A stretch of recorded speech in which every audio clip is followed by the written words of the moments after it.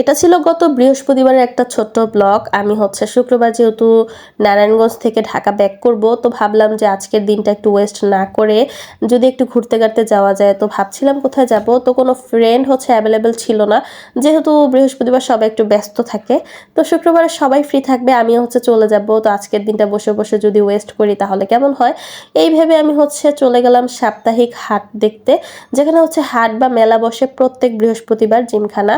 তো আমি হচ্ছে সেখানেই চলে যাচ্ছিলাম। আজকে হচ্ছে আয়েশাকে নিয়ে যাব না, শুধুমাত্র আয়াসকে নিয়ে যাব। আয়েশা মেলা টেলায় নিয়ে গেলে আমাকে অনেক বিরক্ত করে, আর ছোট জন্য তো কম করে না, এদিক ওদিক খালি দৌড় দেয়। তো একা একা একে হ্যান্ডেল করা খুবই কঠিন। তারপরও কি, তাদের জন্য কি বসে থাকবো, আমার তো ঘুরতে হবেই। তো নিয়ে নিয়েই ঘুরি, ওরাও শিখুক কিভাবে পরিবেশের সাথে মানিয়ে নিতে হয়। এত সুন্দর পরিবেশ এনজয় না করলে কি চলে। আর আশেপাশের জায়গা জমিগুলো তো আমার অনেক বেশি খোলামেলা লাগে, ভালোই লাগে। ওই দম বন্ধ হয়ে যায় আমার ঢাকা শহরে আসলে। এই হাটে এন্টার করতে করতে দেখলাম যে এখানে বাচ্চাদের শীতের জামা কাপড় বিক্রি করছে। তো আমার মনে পড়লো আমি যখন ঢাকা থেকে নারায়ণগঞ্জ আসছি, তা আমার মনে হয়েছে যে বেশ একটা শীত পড়বে না, ওখানেও মনে হয় গরম, কারণ ঢাকাতে মোটামুটি গরমই লাগে বাসার ভেতরে। তো আমি বেশি শীতের জামা কাপড় নেই নাই। তো এখন যখন রাস্তা দিয়ে বেক করব, তখন তো অবশ্যই একটা ভারী কিছু লাগে বাচ্চাদের।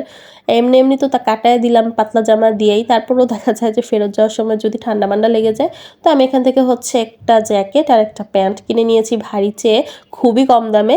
তারপরে হচ্ছে আমি ওটা দেখে নিলাম। তো কেনাকাটার সময় আমি ভিডিও করি না, যেহেতু হাট, মোবাইলটা সাবধানে রাখতে হয়। তারপরে হচ্ছে এখানে দেখলাম যে 50 টাকা গজ করে কাপড় পাওয়া যাচ্ছে।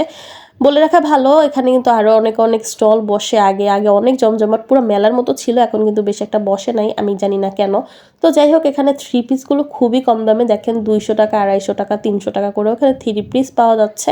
বাট এইসব থ্রি পিসগুলো হচ্ছে আমার মতো মানুষের আসলে হয় না, আমার একটু বেশি কাপড়ের লাগে, অনেক মোটা, এই জন্য না আমি একটু বড় বড় জামা কাপড় পরতে অনেক পছন্দ করি, এই জন্য নিলাম না। তারপরে হচ্ছে এখানেও কিছু বাচ্চাদের জামা কাপড় ছিল, মেয়েদের ছেলেদের সুন্দর সুন্দর জামা কাপড় ছিল, আর খুবই রিজনেবল প্রাইসে ছিল। আর সবচেয়ে অ্যামেজিং ব্যাপার হচ্ছে এখানেও 100 টাকা করে বরকা পাওয়া যায়। আমাদের লক্ষ্মীবাজারেও কিন্তু ঢাকার ফুটপাতেও 100 টাকা 200 টাকা করে বরকা পাওয়া যায়। তো এখানে হচ্ছে এখন 200 টাকা করে ফেলছে বরকা, 300 টাকা করে ফেলছে। আর এখানে হচ্ছে 100 টাকায় ভালোই বরকা পাওয়া যাচ্ছে। তো সবাই কিন্তু তুমুল বরকা নেওয়া শুরু করেছে। আমি হচ্ছে কিনলাম না, আমি মাঝে মাঝে কিনি, তবে আমি একটু ভালো প্রাইজের গুলো কিনি, যেহেতু আমি অনেক বেশি আবায়া পড়তে পছন্দ করি। আমি হচ্ছে দামি কম দামি সব কিছু মিলাইয়াই পরি, আমার যেটা মানে ইউনিক লাগে সেটা দাম ম্যাটার করে না, আমি কিনে নিই। তো এখন যেহেতু আমার অবস্থা আর আগের মতো নাই, এখন একটু কম কেনাকাটা করি। তো এই যে সব কিছু দেখে টেখে নিলাম, তো ওর জন্য হচ্ছে কেনাকাটা করে নিলাম। তারপরে এখানে খাবার ভাবছিলাম যে কিছু খাবার পাবো, বাট এখানে মেলা হিসেবে বা হাট হিসেবে তেমন কোনো খাবার ছিল না। বাদাম, বুট, পাঁপড় এইসব ছাড়া চিংড়ি ভাজাটা থাকলে খাইতাম, চিংড়ি ভাজা খেতে অনেক ইচ্ছা করতেছিল। তো কোনো স্ট্রিট ফুড পেলাম না, এজন্য মনটা একটু খারাপ। আর হাঁটতে হাঁটতে যাচ্ছিলাম, ভাবলাম যে হাঁটতে হাঁটতে যদি কোনো স্ট্রিট ফুড পাই তাহলে একটু খাবো। তো হাঁটলাম, অনেক সুন্দর রাস্তা, এত সুন্দর রাস্তা, 10 টাকা দিয়ে বাসায় যেতে পারতাম। বাট রাত্রে করে সন্ধ্যার পরে এভাবে হাঁটতাছি, শীতের দিন হাঁটতে অনেক ভাল লাগে, মানে ঘাম হয় না শরীরে। ভরকা পড়ছি, এত কিছু পড়ছি, কিন্তু শরীরে কোনো ঘাম নাই। আমার তো মন চায় যে আমি সারাদিনই হাঁটি। আর আন্ডা বাচ্চা নিয়েও কোলে নিয়েও হাঁটতাছি, তাও আমার কষ্ট হইতাছে না। মানে 10 টাকা বাঁচানোর জন্য আমি এমন কিছু করতেছি এমন না, আমি পরিবেশটা এনজয় করতেছি, সময়টা কাটাচ্ছি রাস্তার ধারে। এই রাস্তায় তো আমি কত কত ভিডিও করলাম, এই রাস্তা কিন্তু একটু একটু না, সে এই মাথা থেকে ওই মাথা। আমি হচ্ছে বিভিন্ন জায়গায় হেঁটে হেঁটে এরকম এরকম ভিডিও বানাই। এই ভিডিওগুলো আমাকে কেউ করে দেয় না, আমি একা একাই করি।